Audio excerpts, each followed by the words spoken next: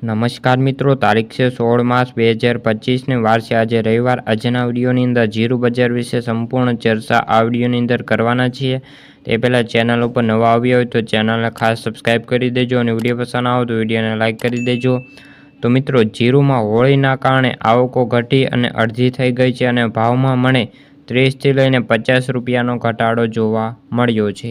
જીરું બજારમાં આજે હોળીના કારણે આવકો ઘટીને અડધી થઈ હતી અને ગુજરાતમાં એવરેજ 50થી લઈને 55,000 બોરી આવક થઈ હતી। સામે ગરાગી ઓછી હોવાથી ભાવમાં 30થી લઈને 50 રૂપિયાનો ઘટાડો થયો હતો। ખાસ કરીને વાયદા બજારમાં સતત બીજા દિવસે ભાવ ઘટાડો જોવા મળ્યો હતો અને ભાવમાં પણ નરમાઈનો માહોલ છવાયો છે।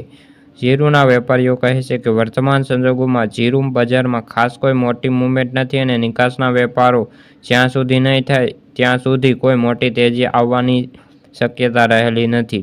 જીરુંની આવકો શનિવારે અને સોમવારે ફરી 1 લાખ બોરી આસપાસ આવે તેવી ધારણાઓ છે।